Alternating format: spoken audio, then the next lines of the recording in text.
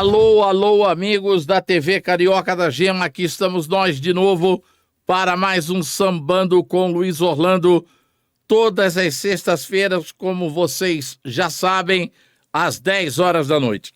E sempre nós trazemos um tema diferente, uma temática distinta do programa anterior ou dos programas anteriores. E hoje nós vamos falar sobre a evolução da comissão de frente das escolas de samba.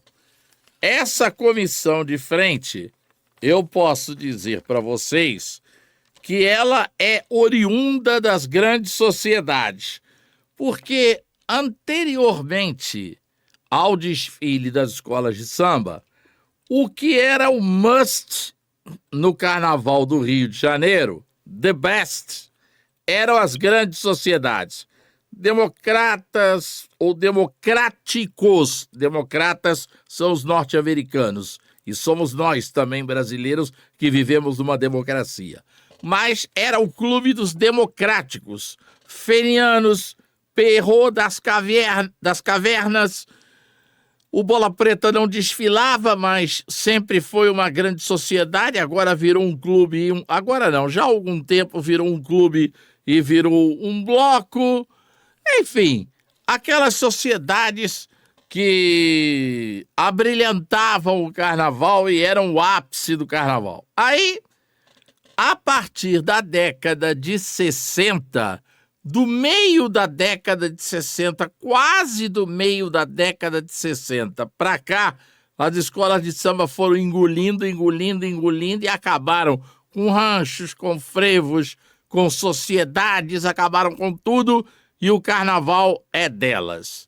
Então, essas comissões de frente advêm das grandes sociedades, desde 33, desde 1933, com a missão de apresentar à sociedade, ao público, e de apresentar também o que ia mostrar à sociedade na hora que ela desfilasse. A sociedade tinha aqueles carros conversíveis, era algo completamente diferente das escolas de samba.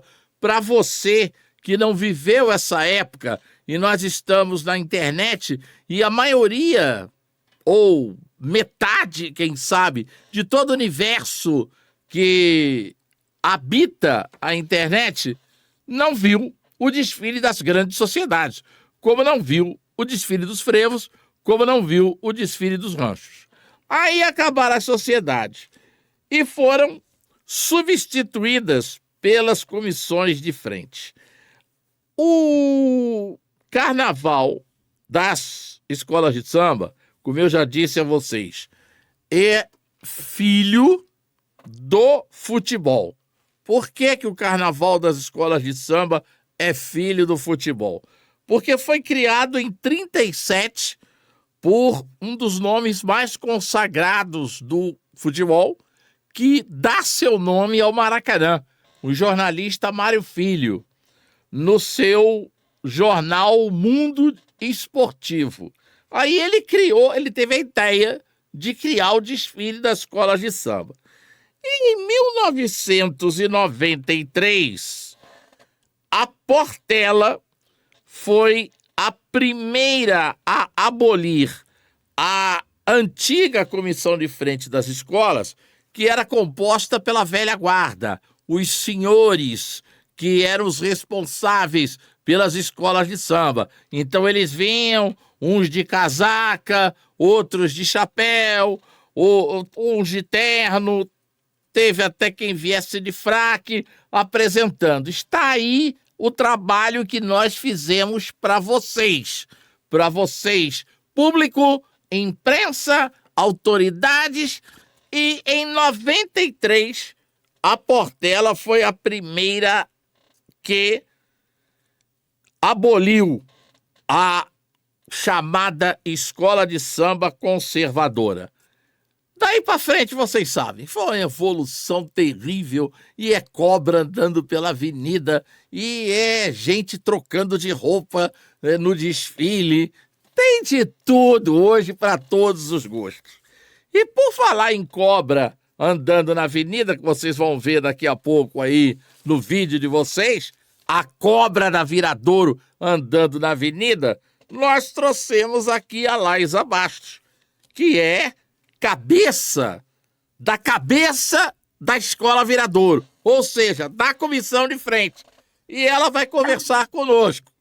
Também Vicente da Tole, um querido amigo, um irmão, né? Vicente transcende a linha da amizade. Esse é irmão. Jornalista, foi o responsável pelo credenciamento na avenida durante longo tempo, anos e mais anos, e daqui a pouco vai aparecer aí a Poli Gomes, que é titular do nosso programa, também professora de dança e uma porta-bandeira estandarte de ouro pela União da Ilha do Governador. Laísa, um prazer enorme tê-la aqui no nosso programa. Vamos falar dessa evolução das comissões de frente. Isso é algo que mexe comigo, porque eu vi tudo isso, né? Eu vi sociedade, eu vi escola de samba tradicional. Quando eu fui presidente da Unidos de Lucas, eu ainda vim com aquela comissão tradicional. No ano de 1987, eu vim com 2 comissões de frente. 87, Luiz Orlando, não, você está mentindo. 89, e Estrelas Solitárias, em homenagem à linda Dircinha Batista. Eu vim com a comissão de frente tradicional e logo após uma outra comissão que representava as rainhas do rádio, porque a Dircinha, ou a Linda foi rainha 11 anos. Era um concurso que tinha na Revista do Rádio, que depois criou a Revista do Esporte. Então aí eu vim com 2 comissões. E hoje eu estou vendo tudo isso. É cobra que anda, é Carmen Miranda que aparece na arquibancada, é gente que troca de roupa na avenida. Para onde vai isto? Esta é a minha primeira pergunta. Prazer enorme em tê-la aqui, Laísa. Prazer todo meu. Boa tarde a todos que nos ouvem. Boa noite a todos. É um prazer enorme estar aqui podendo dividir um pouquinho da minha experiência, que não é tão vasta quanto a sua, mas eu faço comissão de frente fazem 14 anos. E o que eu espero que a comissão de frente, para onde ela tem que ir, eu acredito que ela precise ir para um lugar onde permaneça o respeito com a história da escola de samba. Isso eu acho que é primordial. A gente não pode criar um espetáculo à parte da escola de samba. Eu acho que a comissão de frente precisa ser um espetáculo que componha o que a escola vai vir contando no processo do desfile. Por mais que a comissão de frente apresente um espetáculo de apresentação do que a escola vai vir contando, ainda assim ela não pode ser algo que desgarre do que é a essência da escola de samba. É isso que eu espero que seja a evolução. Principalmente agora com essa discussão, tem tripé, não tem tripé, é grande, é pequeno, eu acho que o local que eu gostaria que essa evolução e que essa discussão chegasse vamos ter a comissão de frente com uma apresentação que tenha esse olhar do grande show, do grande espetáculo, que é realmente o que o telespectador espera assistir, mas que isso não seja tão descolado do que é a escola de samba. Mas as comissões de frente hoje, elas já começam a desenvolver o enredo da escola, né? Elas não são mais comissões de apresentação, elas já são o enredo da escola. E, geralmente, elas são uma parte muito significativa do enredo da escola, porque tudo acaba bem, geralmente, quando começa bem. Começou Sim. bem, vai embora. Se não começa bem, a tendência é não ir bem. Então as escolas têm procurado começar no auge com as suas comissões de frente, os seus desfiles, para que depois venha no mesmo diapasão o resto da escola. Eu estou depreendendo dessa maneira o atual, ou a atual, ou as atuais performances das comissões de frente. Sim, mas isso não pode vir daqui por diante de um descolamento da comissão da escola. É isso que eu espero e que eu acredito ser o pensamento de uma grande maioria das pessoas que amam o carnaval. Eu, além de ser uma pessoa que dança, que trabalho com comissão de frente, eu sou uma apaixonada pelo carnaval. Eu respiro o carnaval, eu vivo o carnaval. Então, antes de tudo, eu penso como foliã e não só como um integrante de comissão de frente. Então, por mais que o espetáculo seja de uma comissão de frente seja grandioso, ele realmente inicia contando a narrativa do enredo, mas ele não pode ser um descolamento da escola de samba, do todo que a escola de samba vai apresentar, entende? Perfeito. Como é feita, eu já vou acionar o Vicente, como é feita esta montagem da comissão de frente da atualidade? É carnavalesco com coreógrafo-chefe, seus assistentes, seus auxiliares, discutem, vocês chegam a discutir o que vai significar a comissão de frente, ou o carnavalesco já vem com ela pronta e diz para vocês, olha, minha ideia é essa, vou começar assim, vou colocar a comissão de frente assim e vocês, por favor, executem. Como é que é? Vocês têm liberdade opinativa na criação da comissão de frente? Vocês podem chegar, por exemplo, para os carnavalescos de dizerem para eles, olha, isso aí para nós não vai dar certo. Nós achamos que você deva mudar. Pode ser assim, assado. Como é que é? Há uma democracia nessa escolha ou o carnavalesco já vem com um enredo todo pronto, desenvolvido e diz, olha, vamos executar isso que está aqui? Pode responder. Estava escutando? Acho que seu áudio caiu. Acho que você não estava escutando. Estava escutando? Eu estou. Ele está. Vamos lá. O Hugo, por favor, você não está me ouvindo. Clique aí para ver se você consegue me escutar. Conseguiu agora? Ainda não conseguiu. Conseguiu me ouvir? Já está me ouvindo? Eu ouço bem. Então tá bom. Então pode me responder. Pode me responder. A minha experiência enquanto... Eu fui coreógrafa de 3 comissões de frente na Intendente. E nessa experiência que eu tive com os carnavalescos, eu consegui fazer com que eles entendessem que algumas coisas que eles traziam para nós enquanto coreógrafos ou até enquanto bailarinos não davam certo. Não eram factíveis.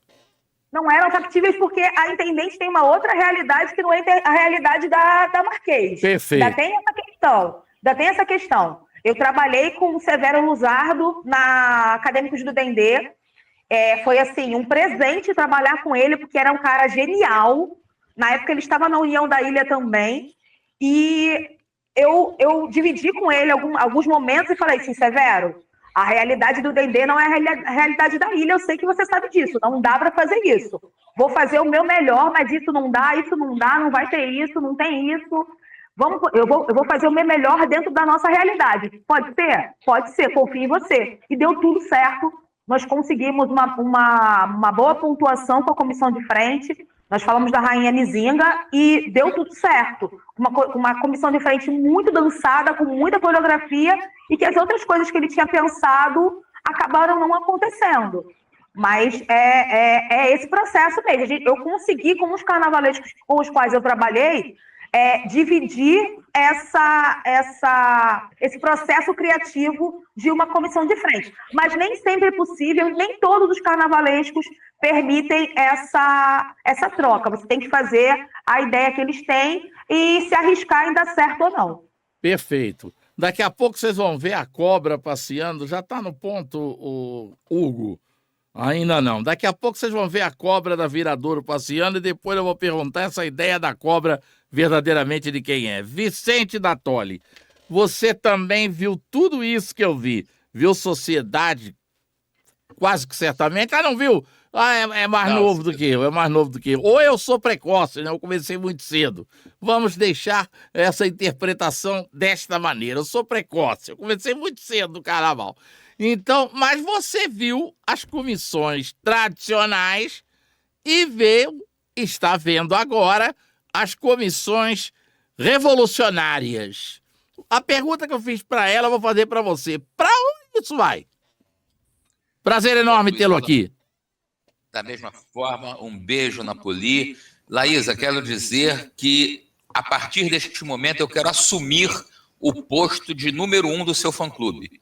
Porque o que você falou é um bálsamo para quem efetivamente gosta de carnaval. Principalmente quando você disse essa questão da foliã que curte e tudo mais, e o respeito que você demonstrou a tudo aquilo que os precoces como o Luiz Orlando e os não tão precoces como eu fizemos ao longo desses anos para que chegasse a esse ponto. E por que eu digo isso? Não dá, eu não aceito, mas tudo bem, eu estou velho, Luiz Orlando nem tanto, não dá para dissociar. Eu não vou para a avenida para ver a comissão de frente da escola XYZ. Eu vou para a avenida para ver a escola X, a escola Y e a escola Z, que tem comissão de frente, que tem uma porta-bandeira do nível. É um pouco difícil, mas tudo bem. Da Poli, eu vou para ver esse conjunto todo. E por que eu digo isso? Porque eu, há algum tempo, fui professor de uma universidade muito famosa aqui no Rio de Janeiro, que tinha um curso de carnaval.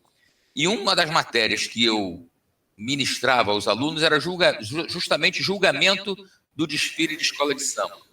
E como eu sou jornalista, uma das coisas que me divertia era eu reproduzia nas provas como se fossem notícias de jornal, falando do desfile da escola X, Y e Z, citando erros ou acertos de acordo com o regulamento e pedia ao aluno para dizer: a nota foi bem dada, o que o julgador falou de errado ou coisa parecida. E uma das situações que normalmente pegava os alunos era o fato de que, até 3 anos atrás, 2 talvez, estava lá no regulamento a função precípua da comissão de frente apresentar a escola que vinha depois dela, justamente por conta de todo esse retrospecto histórico que o Luiz Orlando contou para a gente. E as pessoas esqueciam disso. E é um absurdo. Porque atrás de todo aquele belo espetáculo de pessoas como você, de quem eu repito, quero ser o presidente do fã-clube a partir desse momento, enquanto vocês bolam essas ideias mirabolantes, lá atrás, logo depois daqueles 15, agora não são mais 15, são 30, 40, inclusive teve uma confusão com a Viradouro por causa disso, para lá, vem outros 3.000, 4.000 componentes, tem a mesma importância da comissão de frente. E eu garanto, e digo isso porque você já falou, já externou essa sua opinião, eu garanto que você pensa. O Orlando falou das comissões de frente tradicionais e tudo mais. Eu recordo que a minha Caprichosa de Vilares, em 84, quando fez o enredo em homenagem ao Chico Anísio, tinha na comissão de frente os amuladores de faca. Foi no Saudade, 85. Os amuladores de faca. Mas em 84, nós tínhamos o Justo Veríssimo na comissão de frente. E o Justo Veríssimo, todo aquele seu andamento teatralizado, dava-se para a escola e apresentava. Justo Veríssimo, é bom explicar, porque tem muita gente que também não pegou o Chico, que hoje está na época da internet. Justo Exatamente. Veríssimo era o Chico antecipando o futuro. Ou seja, ele naquela época já antecipava o monte de deputado corrupto que nós íamos encontrar, como encontramos, estamos encontrando e cada vez mais encontraremos. Então, o Justo Veríssimo era aquele que tinha um bigodinho mais ou menos parecido com o Hitler, né? Isso. E dizia pra todo mundo, eu quero é roubar. Eu tô aqui pra roubar. Eu não tô aqui pra trabalhar pro povo, eu não tô aqui pra trabalhar pra ninguém, eu não tô aqui pra outra coisa senão roubar. Eu quero me dar bem. Então, o Chico Anísio já previa o futuro que hoje é o nosso presente, infelizmente. Pode seguir, Vicente. Obrigado, Luiz Orlando. Realmente, essas locações são importantes, que nem todo mundo está acostumado com essas reminiscências, vamos assim dizer. É verdade. Então, como eu disse, eles faziam a sua coreografia, mas forçosamente, que não era forçado, porque você, como grande artista aqui, você sabe, você consegue encaixar um movimento leve de apresentação e não custa nada, não vai afetar em nada a coreografia. Muito pelo contrário, vai demonstrar ainda mais o carinho, o respeito que não só aqueles integrantes, como a criadora da comissão de frente tem para com tudo aquilo, para com todos aqueles que virão logo depois. E aí, complementando para deixar que vocês continuem falando, na nossa época, Luiz Orlando, era uma criação coletiva, até porque a gente era de escola pobre, a gente não tinha a bala que felizmente a Viradouro tem, graças à excelente administração do Marcelinho, do Marcelão, etc. Então a gente tinha que fazer as coisas dentro do que dava, né? Os nossos amuladores de faca vinham com aquele... Não sei se a Laísa já conseguiu ver alguma vez, hoje em dia não tem mais, na Zona Sul, então não parece nunca. O amolador de faca que carregava aquela roda, que era justamente onde ele amolava as facas. Vamos explicar mais uma vez. O amolador de faca, ele vinha com aquela roda gigante de ferro e vinha puxando o carrinho. Então, ele já vinha fazendo um barulho. Ele tinha um facão que ele passava na roda e já fazia um barulhão, um barulhaço, para avisar que ele estava na área.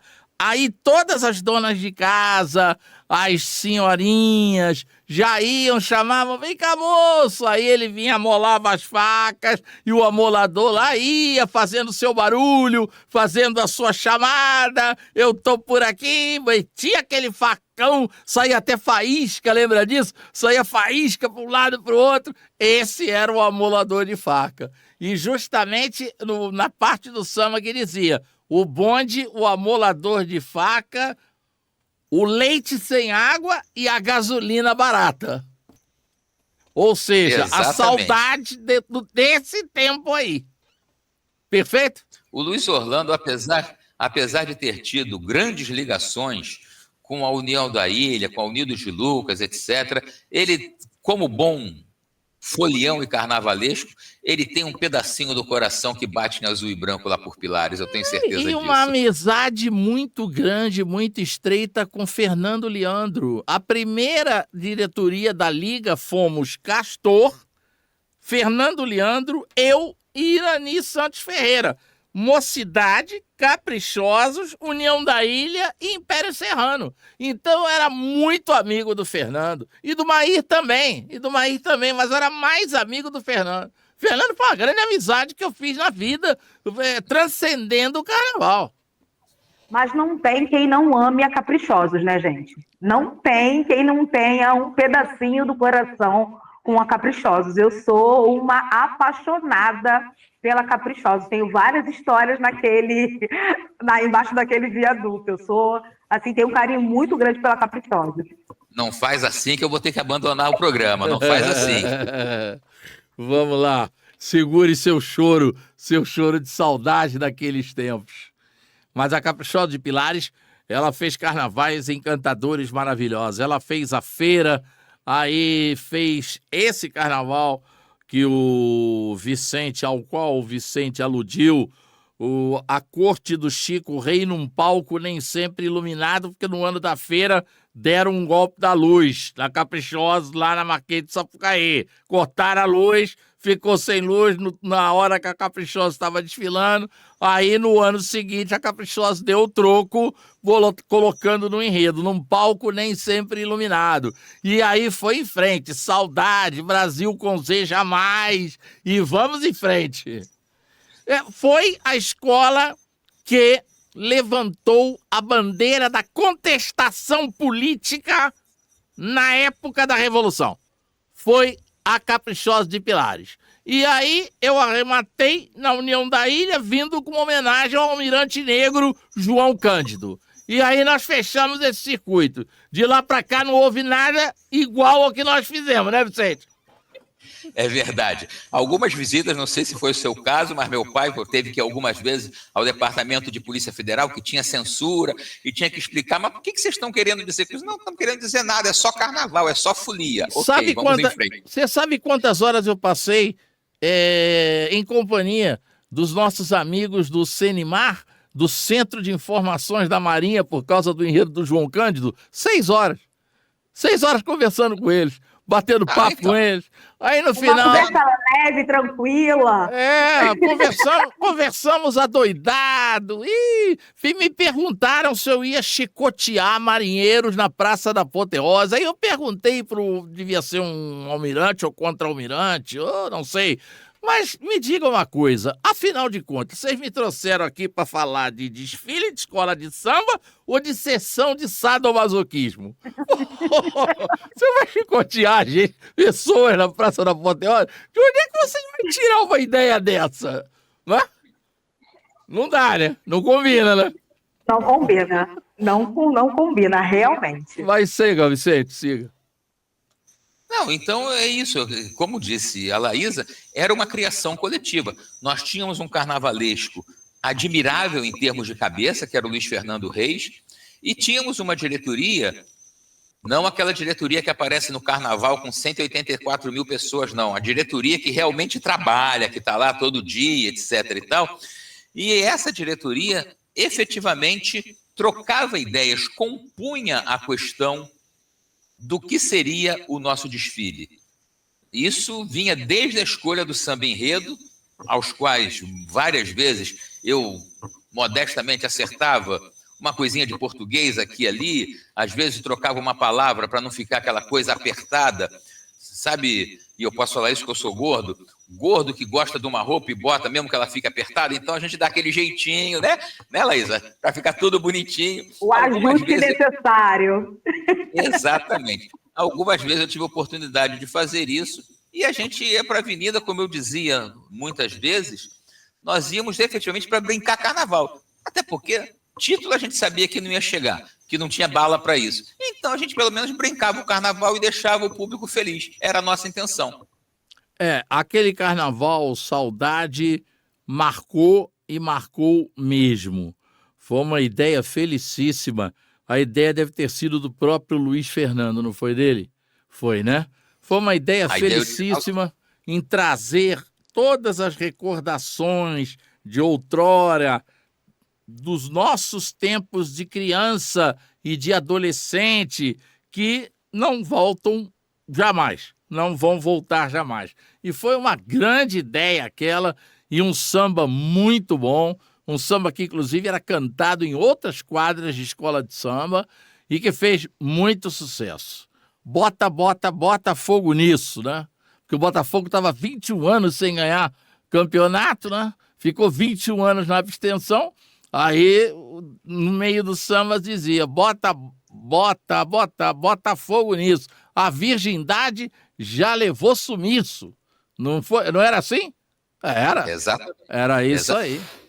E naquela época, que ainda não tinha 21 anos, eram apenas 16, o Russão, chefe da torcida do Botafogo, chegou a ameaçar colocar fogo no nosso barracão. Sempre o Russão, grande figura. Que figuraça. Você, como eu disse, já se manifestou foliã, apaixonada pelo carnaval. Você já deve ter ouvido muitas histórias desse nível.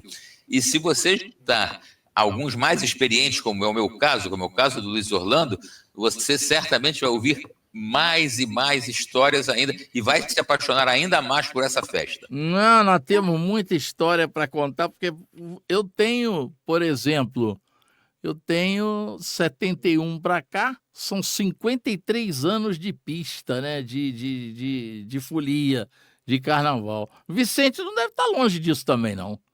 Está longe disso? Eu comecei a ver desfile na Avenida em 73, com 9 anos de idade, que eu sou de 63.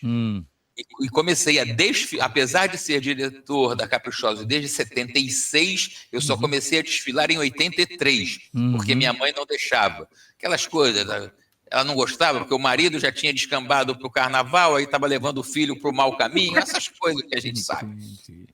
Bom, Laísa, vamos mostrar a cobra da Viradouro andando na avenida. E eu gostaria de saber como é que nasceu essa ideia da cobra. De quem é? É do... É Zanon, né? O nome do carnavalesco, né? É do Zanon, é sua. A ideia partiu de quem? Então, a ideia da comissão é uma ideia conjunta, né? De Priscila e Rodrigo, que são os coreógrafos, né? Priscila Mota e Rodrigo Negri, que são os coreógrafos da comissão de frente, e do Tarcísio Zanon. Eles que fazem que criam o conceito dessa comissão de frente. Ah, que linda, gente. É muito prazeroso poder ver essa comissão. Toda vez eu fico muito impressionada até onde o nosso trabalho conseguiu chegar. É muito gratificante. Eu não consigo mensurar. Com todos esses anos que eu tenho de trabalho de comissão, é muito importante ver esse trabalho. A cobra vai aparecer daqui a pouco. Pode ir falando que ela já vai sair do carro já. Sim. E aí, esse processo de criação foram deles dois. E eu fui convidada para fazer a feiticeira, que é a primeira pessoa que entra na cabine de jurado. Então, a minha responsabilidade era apresentar literalmente a escola. Eu sou a primeira pessoa que apresento a comissão e apresento a escola. Eu entrava na cabine de jurado e o meu gesto era o gesto de apresentação da escola. Quando o Vicente fala, dá para encaixar? É possível, sim, encaixar esse processo de apresentação da escola na sua coreografia. No processo de criação da coreografia da feiticeira, a Priscila me deu a liberdade de falar, cria. Ela não me coreografou, não montou uma coreografia para mim, me deu as orientações que eram necessárias para essa personagem, mas eu pude ter a liberdade de criar dentro do que era a ideia da sacerdotisa. E aí eu pude apresentar a escola, pude ter essa liberdade de fazer esse gesto de apresentação do que estava por vir, além da cobra, na escola. E quando a gente se apresenta e a cobra vem,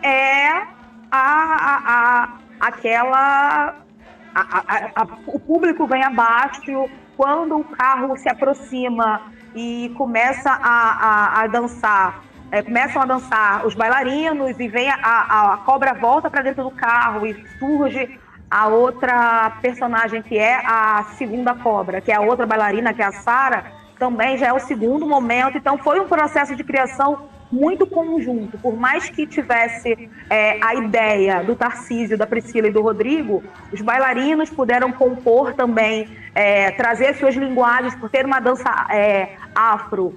As bailarinas que tinham mais afinidade com dança afro também puderam auxiliar nesse processo de criação de coreografia, de dança, de linguagem. Então foi realmente um trabalho conjunto. Foi muito prazeroso fazer e um trabalho muito longo, muito longo. Nós começamos a trabalhar no processo no finalzinho de outubro, nós já estávamos começando a ensaiar. Vamos até os 45 do segundo tempo. Deixa eu te perguntar. Nos dê, por favor, o verdadeiro significado da cobra nesta apresentação. Então, a cobra é o símbolo de Dambê, né? Se a gente for fazer uma associação com algo que é mais presente no nosso dia a dia religioso, vamos dizer assim, ela é o Xumaré, né? Perfeito, ela é o Xumaré. Só para fazer uma ligação que as pessoas acabam identificando com mais facilidade. E o símbolo de Xumaré é a cobra. Perfeito. Dambê é a cobra. E a cobra faz essa ligação e ela escolhe na guerra ali quem vai ser a campeã daquela guerra, e ela escolhe quem vai ganhar o embate. Quem vai ganhar o embate, ela escolhe as guerreiras de Dambê para ganhar esse embate. Ela escolhe as guerreiras Vodun para poder ganhar esse embate. Então, ela ali naquele momento, a feiticeira, ela dá o caminho, ela joga o búzio, ela alafia aquele caminho, e a cobra vem ali para escolher aquelas guerreiras, que são as primeiras dançarinas que vêm junto comigo, e ela ali escolhe aquelas guerreiras para serem as vencedoras daquele embate. Perfeito. Muito, muito bonito, não é, Vicente? Muito engenhoso, né? Muito inteligente, né? Aliás, eu quero fazer aqui uma observação. Eu quero cometer um ato de justiça aqui. É óbvio que outras escolas de samba têm um sarrafo altíssimo, mas a estrutura que o Marcelo... Eu me dou com o Marcelo desde a década de Luiz Orlando, desde a década de 90 ou de 80. 80 ou 90. Vamos botar desde a década de 90, quando ele era o dono do maior time de futebol de salão do Rio de Janeiro, o Tio Sam, e eu fazia os jogos todos do Tio Sam e colocava o vídeo antes da mesa redonda que eu apresentava, o Camisa 9, que o Vicente certamente se lembra dele. Camisa 9 foi uma das mais famosas mesas redondas de futebol da televisão brasileira, no Canal 9, que era a Record do Silvio Santos, onde eu apresentava. O Orlando Batista, locutor esportivo, meu pai, era um dos analistas. O Ayrton Vieira de Moraes, o Sansão, um dos árbitros mais famosos do país, era o homem também responsável por comentar arbitragem e tática e técnica. O Gerson Nunes de Oliveira, o canhota, tricampeão do mundo, participava da mesa, complementando com o maior repórter de todos os tempos do futebol, do esporte, o Odemário Toguinhó, do Jornal do Brasil. Depois, antes do Ayrton Vieira de Moraes, tivemos o maior árbitro de todos os tempos, que era o Armando Marques. E depois do Gerson, quando o Gerson foi para Bandeirantes para trabalhar com o Luciano do Vale, eu chamei o Jairzinho, furacão da Copa, que substituiu o Gerson. Então, para quem não era vivo naquela época também. Então, eu conheço o Marcelo desde a década de 90. Conheço muito bem o Marcelo. Conheci, aliás, toda a família. Turcão, o nosso Petros Calil, Dona Tereza. Eu acho que o Marcelinho nem sonhava em nascer ainda nessa época. Nem pensava em nascer. O Marcelo, aliás... Um parênteses também. Vou alongar o parênteses. Já não é mais um parênteses, já virou aquele colchete.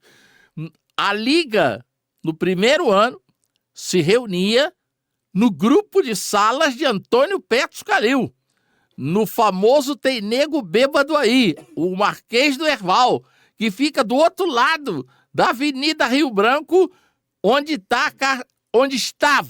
esteve a matriz da Caixa Econômica Federal, que não está mais lá. Então agora acho que está tudo completo. Então eu conheço o Marcelo há long time. A estrutura que o Marcelo deu a essa Viradouro, eu vou te contar.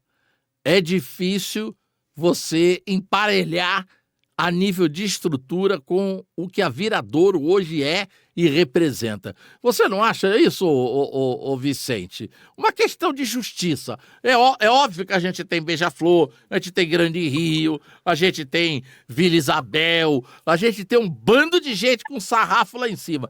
Mas a estrutura dessa Viradouro, você olha para a escola e você diz assim, essa escola não quebra. Essa não quebra. Essa escola é sólida. Ela tem fundação pra caramba, sapata, ela viga, ela não quebra. Porque você sente a força da escola quando ela chega. Quando ela chega, você sente os alicerces da escola. Você sente mais do que vê. Eu, pelo menos, sinto mais do que vejo. Porque ver, todas elas são lindas e maravilhosas. Agora, eu sinto o alicerce da Viradouro. É uma escola muito sólida. É uma escola que você diz, essa escola aí é uma escola inquebrantável. Concorda comigo, Vicente? Não só concordo, mas já que você falou em fazer justiça, não custa lembrar que a Viradouro, há alguns anos atrás, o nosso querido Monassa também já começava a ensaiar essa estrutura. Com a saída do Monassa, infelizmente, seu falecimento, a coisa andou meio... né? Meio barro, meio tijolo. Tipo Porto Alegre, todo mundo sabe que era maravilhosa e vai voltar a ser daqui a pouco, mas está passando um momento de dificuldade. Perfeito. Aí quando o Marcelinho assumiram, deram novamente aquele ar de inquebrantabilidade, como disse o Luiz Orlando, a agremiação. Agora, Laísa, não acredita nisso que o Luiz Orlando está falando aí do programa do Camisa 9, não, que ele falando assim é tudo muito bonito, tudo muito calminho. Mas, já que ele está provocando, eu vou recordar uma história que nem ele lembrava, que eu falei com ele já há algum tempo. Lá vem você falar do problema do carnaval, meu pai e eu, em frente às câmeras. É isso que você vai falar? Não. Ah, bom. Na Copa de 90, na Itália... Ah, na Itália, isso. O programa era gravado e mandavam uma fita de videocassete por um avião. Da Varig. O piloto da Varig. Que não existe mais também. Que não existe mais. E aí, um dia eles estavam gravando o programa e, como eram todos muito calminhos, gritavam tanto que o gerente do hotel desceu para saber o que estava acontecendo e me perguntou, que eu falava um pouquinho de italiano, e perguntou, vem cá, estão brigando? Não pode, isso aqui... Eu falei, não é briga não, isso aqui é um papo amistoso. Aí ele disse, tá, vocês brasileiros são estranhos. Mas... Pelas pessoas citadas na mesa, eu já imaginei que era um papo muito tranquilo, bem cordial, bem assim, low profile, bem tranquilo. Exatamente. Mas só para continuar nesse assunto com relação a Viradouro,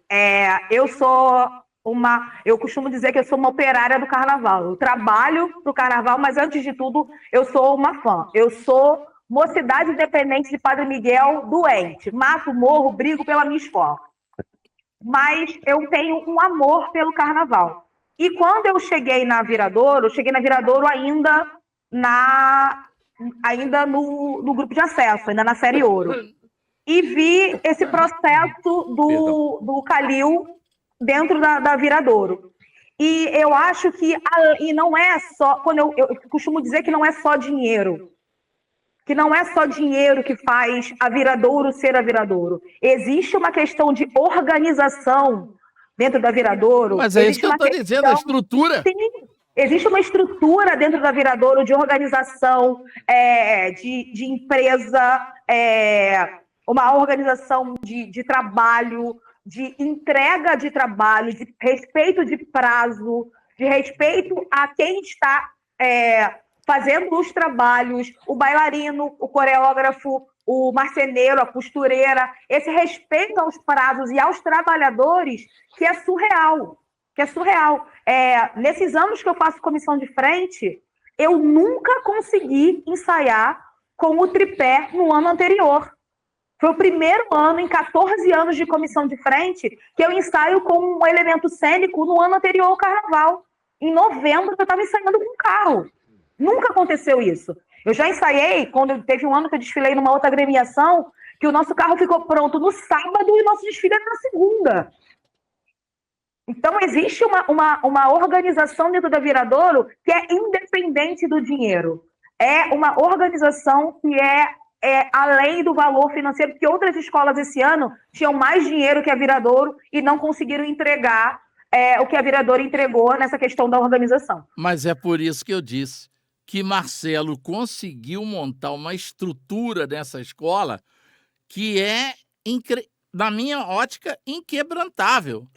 Eu sinto, eu não vejo, eu sinto, porque o carnaval, tal qual o futebol, quem já está rodado no carnaval e no futebol, como eu tô há 54 anos no futebol e tô há 53 anos no carnaval.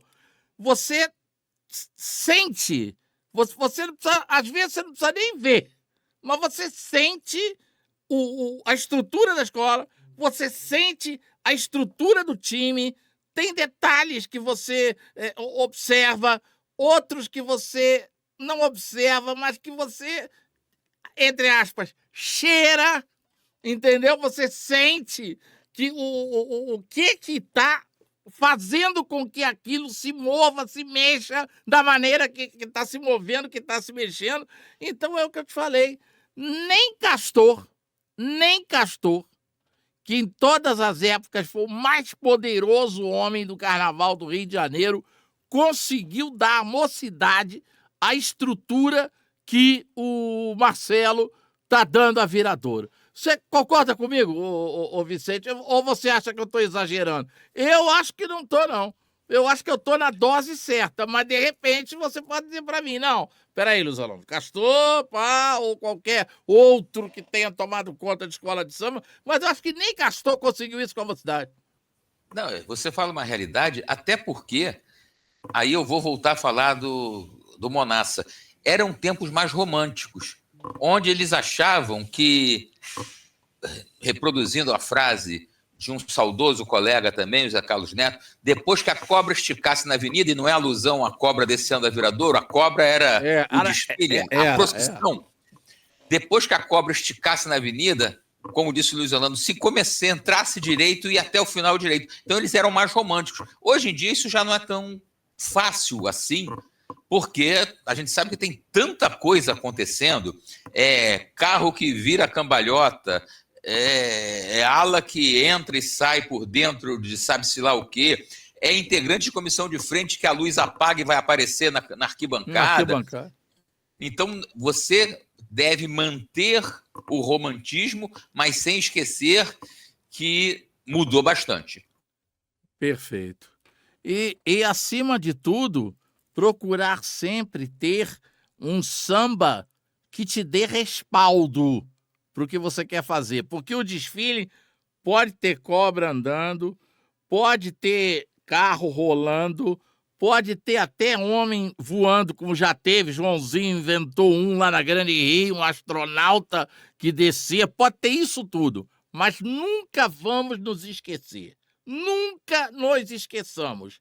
É desfile de escola de samba. O samba continua sendo o que de mais importante você tem naqueles 80, agora 70, e vão voltar para 80 minutos que você passa ali. Se você não tiver um bom samba, toda essa tua estrutura vai por água abaixo. Vai tudo embora.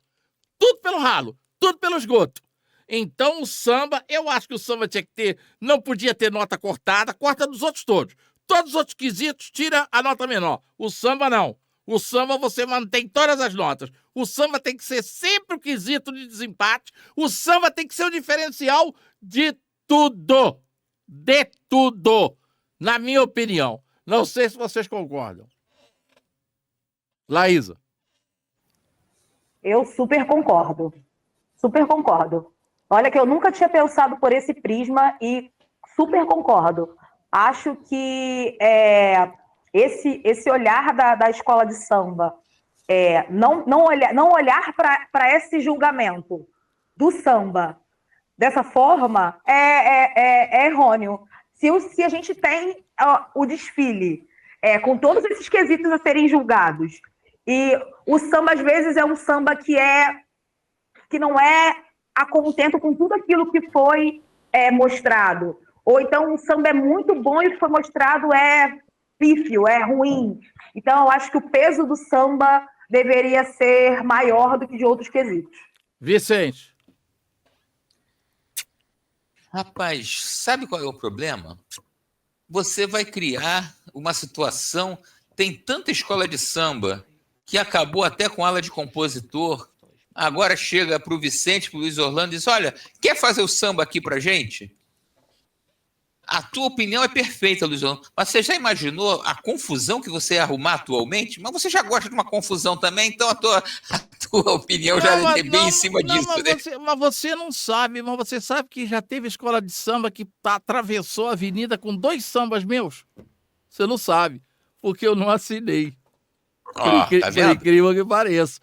Eu não assinei. Tá vendo, Laís? Não assinei, não assinei, Tá vendo aí? não assinei, mas compus em parceria com uma grande figura, um dos maiores compositores que o samba conheceu, Dr. Franco, da União da Ilha do Governador. A dupla era Franco comigo, mas não foi na Ilha do Governador, já foi noutra escola de samba. 2 escolas atravessaram a avenida com samba nosso. Franco que me fez passar, desculpa, Luiz Orlando, uma das maiores vergonhas da minha vida no carnaval. Qual foi? Ele concorreu na Caprichosos no ano do cinema, extremamente educado, gentil, em parceria com Marquinho Lessa. O samba dele foi à final e foi derrotado. Olha, aí depois, ele conversando comigo, com meu pai, que era o presidente da Aula dos Compositores, muito sincero, eu falei com ele: Franco, você me perdoa, mas teu samba não era nem para ter chegado na final. Está totalmente fora do que a gente vai querer para a Avenida. Aí ele: Vicente, tá, se você pensa assim, ok. Isso era tipo 9 horas da manhã de domingo. 1h da tarde, mais ou menos, meu pai tinha um barzinho na esquina da quadra da Caprichosos, para o Franco com a Brasília dele, e vem com uma fita cassete. E me pergunta: você tem gravador? Eu falei: tenho. Eu falei: ele deve ter feito um samba de protesto, reclamando do resultado, deve estar xingando a minha mãe e tal. Aí ele: escuta essa fita. Quando eu coloquei a fita, dentro daquela primeira palestra Tira Dúvidas do Carnavalesco, na primeira, que depois mudou, o samba dele era o único que efetivamente estava dentro do que o carnavalesco queria. Só que o carnavalesco mudou de ideia. O carnavalesco mudou de ideia. Um desses 2 sambas que nós fizemos era num plantão do hospital dele. Ele no plantão e eu em casa deitado na cama. Começamos à meia-noite, terminamos às 6 da manhã. Quando nós acabamos o samba, eu perguntei: Franco, quantos morreram aí no hospital? O médico de plantão tá fazendo samba no telefone, pô. Quantos morreram? Franco era terrível. E olha, se você não sabe, esse ano, tô concorrendo na Ilha e tô concorrendo no Salgueiro, hein? Na Ilha eu sei, já vi até a camisa. Então, e no Salgueiro também. Existe um momento do carnaval, ou da história do carnaval, que eu acho marcante, que foi quase que um divisor, quase não, para mim foi um divisor de água ou de águas na apresentação das comissões de frente das escolas de samba. Tá no ponto? Vamos a ele. Vamos mostrá-lo e todo mundo vai reconhecer.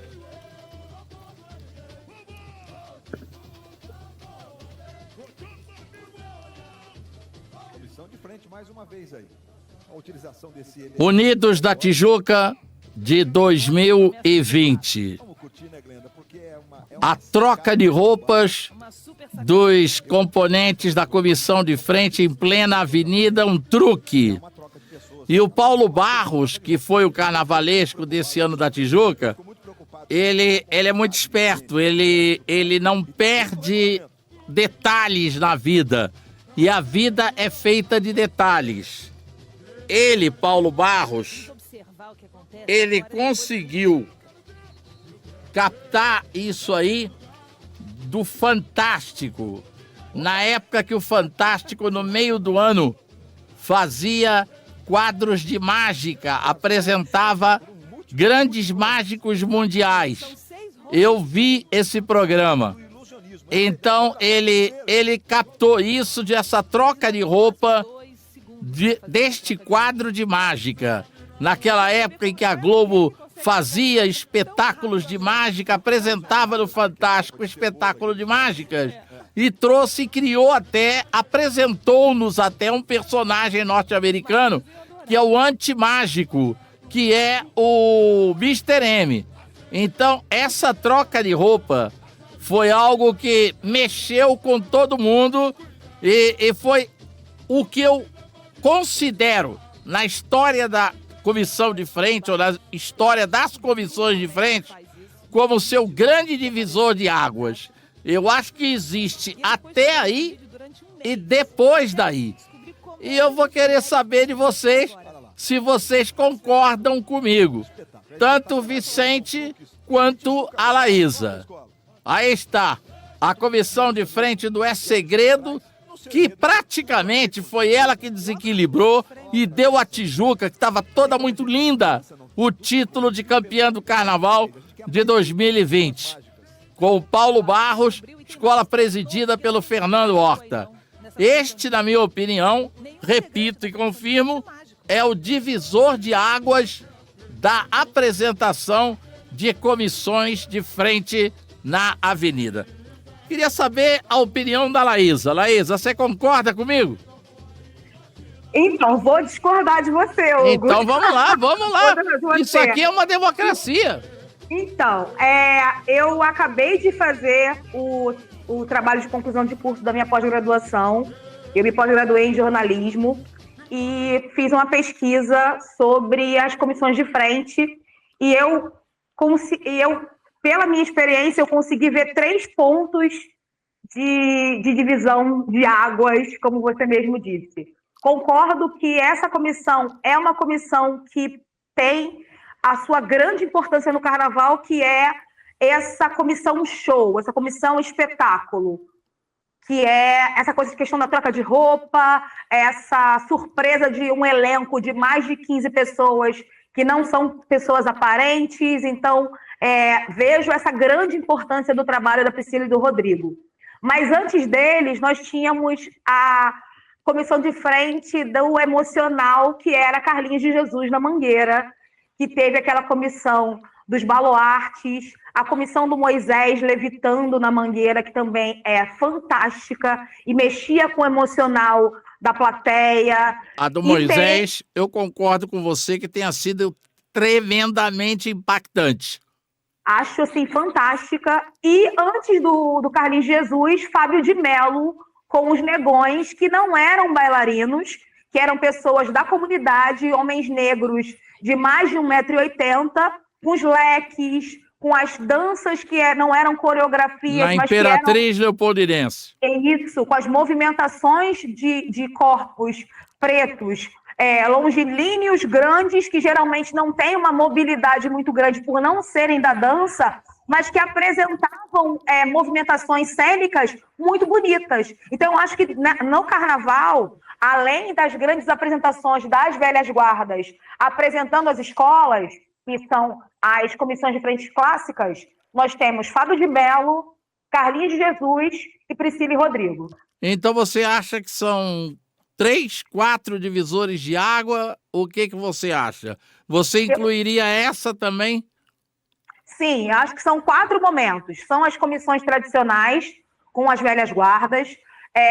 Vejo Fábio de Mello na Imperatriz, vejo Carlinhos de Jesus na Mangueira e Priscila e Rodrigo com os grandes espetáculos a partir da Tijuca. E eles fizeram outros grandes trabalhos em outras escolas também, contando também com a Viradouro esse ano.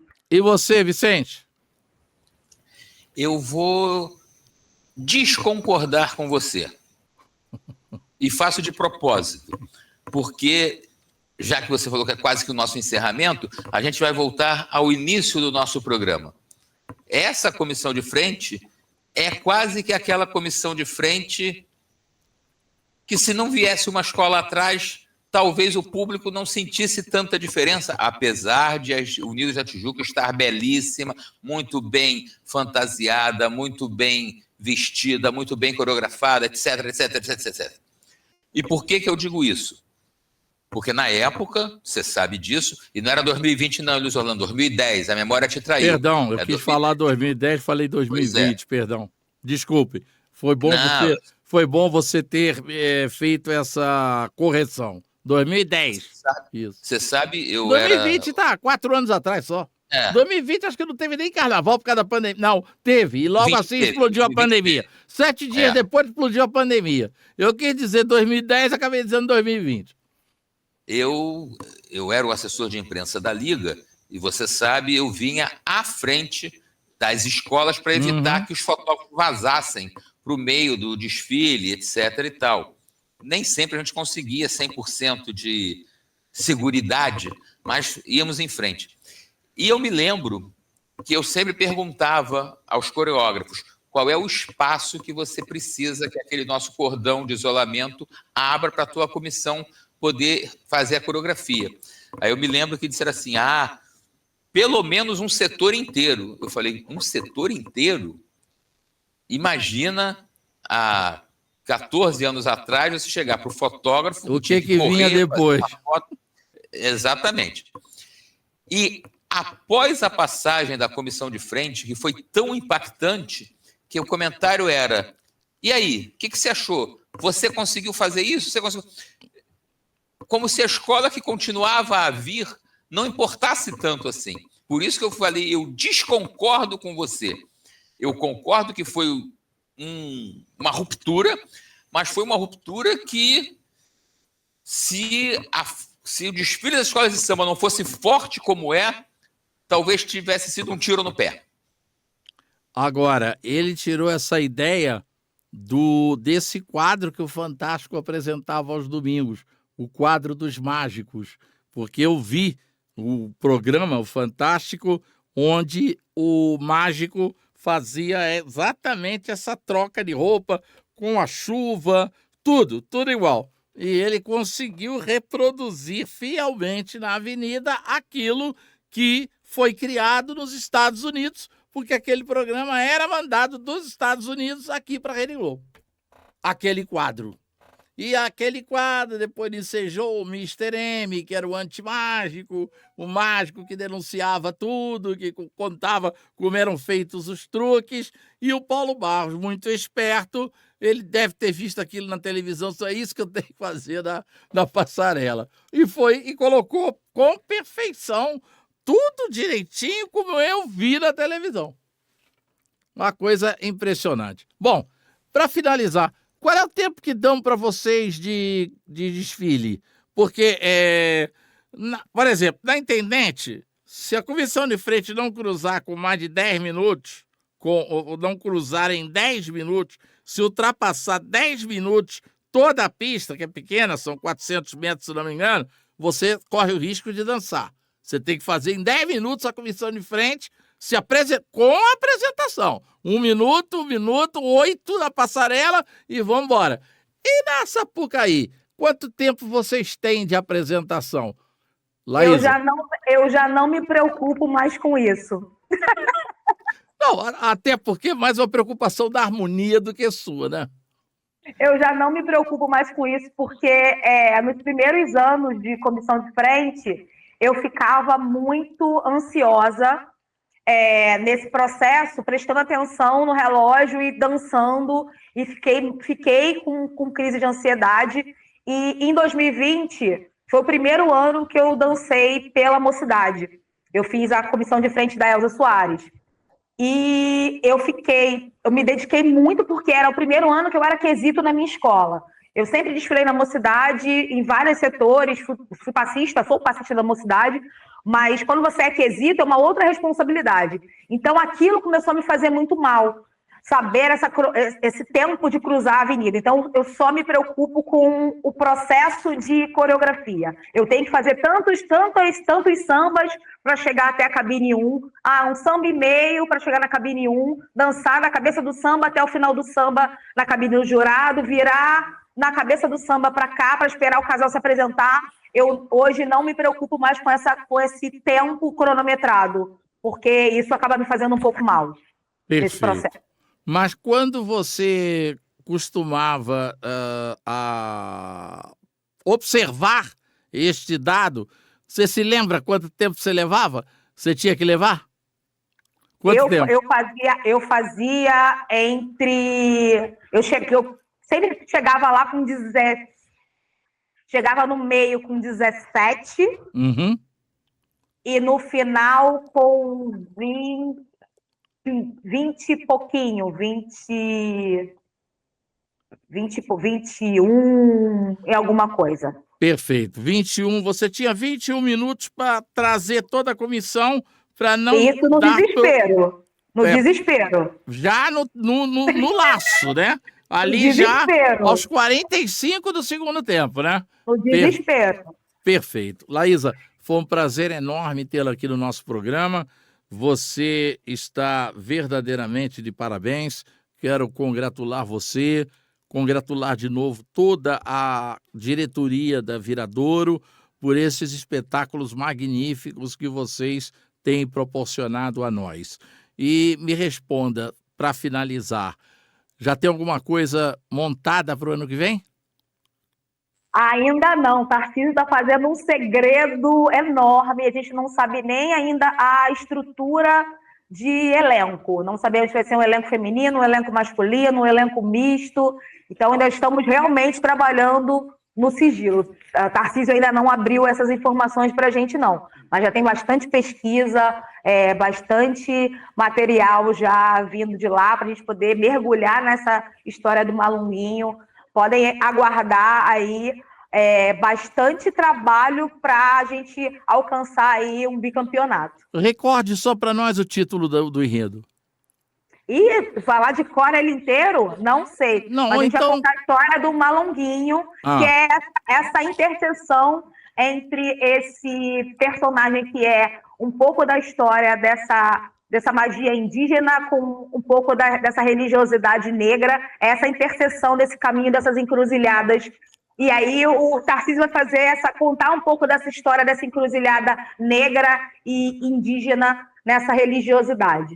Obrigado, Laísa, pela sua participação. Esta foi Laísa Bastos, campeã do Carnaval de 2024 pela Unidos do Viradouro. Muito obrigado, Laísa. Vicente. Obrigada a vocês. Um beijo. Outro. Vicente, para finalizar, qual é o parâmetro que o jurado de comissão de frente usa para analisar a performance da comissão?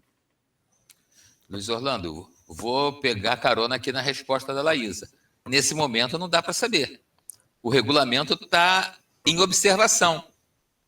Deve sofrer alterações. De repente não vai ter nada na comissão de frente, mas de repente vai ter. Vai que voltam a colocar que a comissão de frente obrigatoriamente tem que apresentar a escola que vem depois. Normalmente, eu digo isso porque foram 21 anos convivendo também com julgadores e tudo mais, eles avaliam a sincronicidade, é horrível essa palavra, mas acontece, a sincronicidade dos movimentos, eles veem se de repente alguém em alguma situação deixa voar um calçado, se apaga uma luz do elemento cenográfico. Eu acho lindo isso, elemento cenográfico. No nosso tempo era mais chamado de cangalha, mas tudo bem. Enfim, é por aí. E para finalizar mesmo agora, você acha que as escolas estão exagerando na dosagem de enredos afros ou está no ponto certo? Quem começa? Porque é você, Laísa, ou quer que seja eu? Pode ser os dois. Vamos lá, Laísa. Vamos falar os dois juntos para tumultuar tudo, Laísa. Vamos lá. Vamos fazer uma bagunça? Eu acho que é necessário a fala de enredos afro, de enredos de temática negra. Eu acho que é um tremendo desserviço você falar que é enredo de preto, enredo de macumba ou de qualquer outra coisa. A negritude precisa ser exaltada até mesmo porque o carnaval é uma manifestação genuinamente preta. Então, se a gente faz um resgate das nossas origens, seja ela resgatando histórias, contando histórias de povos, de regiões, a gente acaba colocando a África num bloco só, e quando a gente desmembra essas diversas histórias dos diversos países da África, das diversas localidades, a gente começa a reconectar com a nossa própria história. Então, quanto mais enredos falando sobre a nossa ancestralidade negra, preta ou qualquer termo que as pessoas queiram utilizar, melhor ainda. Então, quanto mais enredos falando dessa temática negra, eu acho vantajoso para nós enquanto enriquecimento cultural. Vicente. Eu acho que ela ficou com inveja de você, Luiz Orlando, e vai me obrigar a desconcordar com ela. Eu vou me valer, inclusive, de um samba enredo, ou de um samba de enredo, como gostava de falar o seu Zacarias Siqueira de Oliveira, que é o Samba da Mangueira de 1900. Explique quem era Zacarias. Zacarias, eu conheço, grande Zacarias amigo.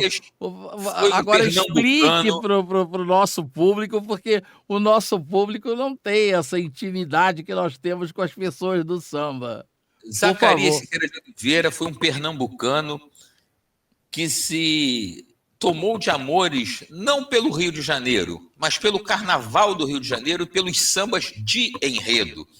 Ele era o homem que produzia o LP. Para quem não sabe, o LP é uma coisa quadrada, quer dizer, quadrada era a capa, mas era uma coisa redonda, pretinha, onde o pessoal ouvia sambas, etc. e tal. Chegou a vender só 3 milhões.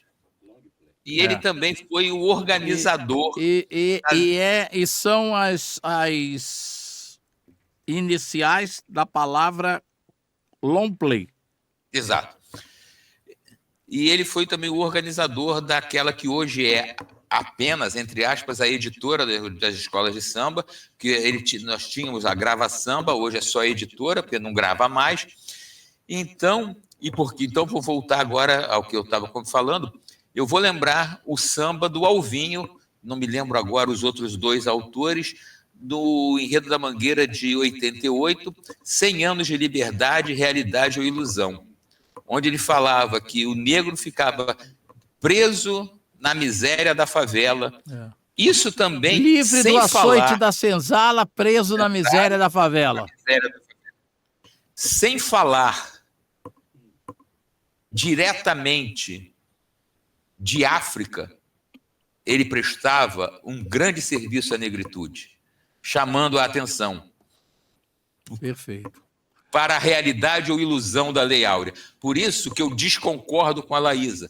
Concordo no sentido que qualquer coisa, e eu estou muito à vontade para falar, porque, como vocês percebem, eu sou moreno jambo, bem queimadinho, por sinal. Tudo que a gente puder fazer para valorizar, para resgatar quem tanto tempo ficou nas sombras, é importante. Mas isso pode ser feito de várias formas. De várias formas. Por isso que eu fiz questão de citar o samba do Alvinho, e eu agora me penitencio por não lembrar os outros autores, mas você pode exaltar a negritude sem falar. Você só não pode falar bem de futebol sem falar bem do Fluminense. O resto tudo é fácil. Ok. Vicente, muito obrigado pela sua presença. Você sempre abrilhantando as mesas, os grupos de análise, de debate, dos quais você participa. A casa é vossa, como também é da Laísa. Quando quiserem, é só bater e entrar. E eu agradeço de coração a sua participação aqui no programa, como também agradeço a Laísa a presença dela nesta hora e pouca de considerações, de comentários, diria eu, que fizemos sobre a comissão de frente, sobre as comissões de frente e sobre o carnaval de uma forma geral. Câmera e microfone do Sambando com Luiz Orlando ao seu inteiro dispor para a sua despedida por hoje. Bom, então, me despedindo, dizendo que foi um prazer enorme conhecê-la, Laísa. Faço questão de repetir que sou presidente do seu fã-clube a partir desse momento, e para reparar o meu esquecimento, Jurandir, Alvinho e Hélio Turco, os autores do samba. 3 nomes de peso e 3 nomes tradicionais da Verde e Rosa. Bom, chegamos ao final do nosso programa de hoje. Tenho certeza de que ele foi do agrado de vocês. E sexta-feira que vem, nós aqui estaremos com outro tema para debater dentro desse universo inesgotável de assuntos que é o Carnaval do Rio de Janeiro. Até lá. Tchau.